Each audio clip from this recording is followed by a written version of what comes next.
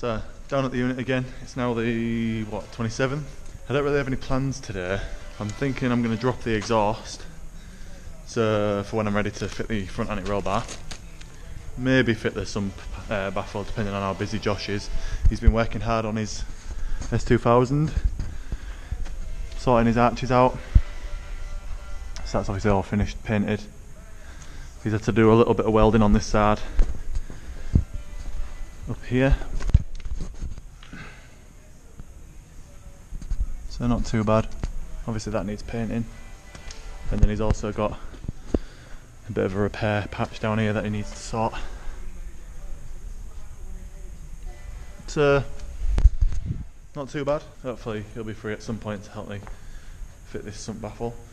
What else? Pete's car's now on his coilovers, BCs, and his new wheels.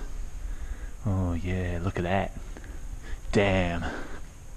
That looks fucking unreal.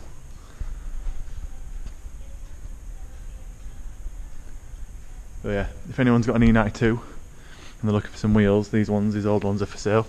They're pretty much brand new, I think. He's not had them long. Are they brand new? Okay, no, they're not brand new, but they look alright, they're in good condition. So, if anyone's interested in those, drop me a message and we'll talk.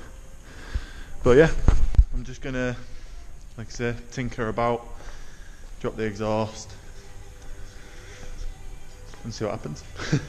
No real plan.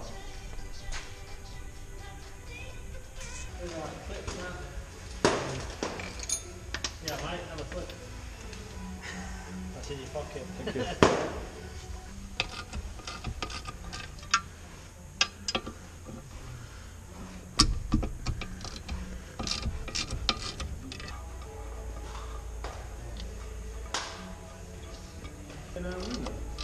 Yeah? Yeah. Wing. What's this red bar in the back of your car, mate? Strong one, for?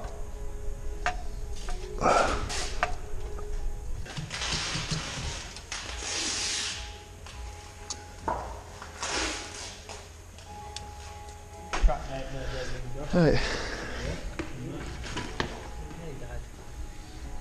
Fucking rolls well, that, doesn't it? Yeah. This thing? What? Rolls well. Yeah, is it? So like that fucking nail I've got aluminium. There's a lot of like clutch material under here. Yeah. A lot of clutch material going on under here. Oh dear. Oh dear. Oh, right. Yeah, but I nearly just died. What happened? The engine moved. It did, didn't it? A lot.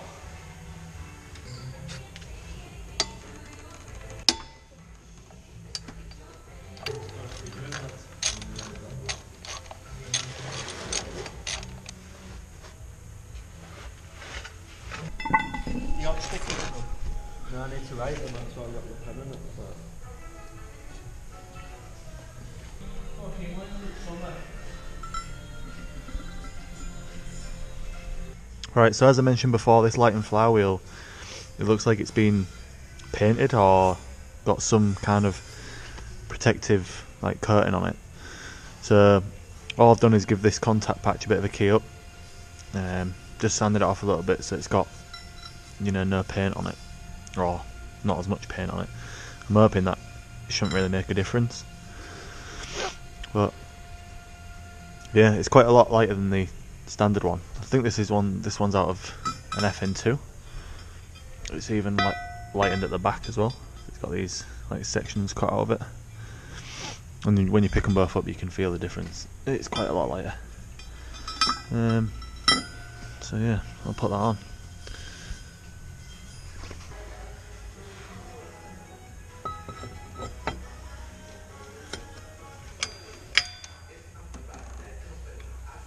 Yeah.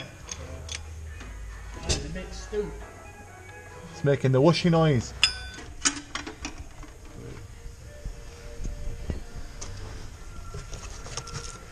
There's something else in there that's not it's not even supposed to be in there.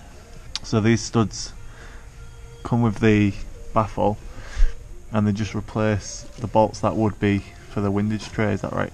Yeah. Yeah. Okay. So how does the windage tray, that goes onto the studs as well, I guess? Yeah. Yeah, cool. Very, very clever. Yeah, it's locked tight.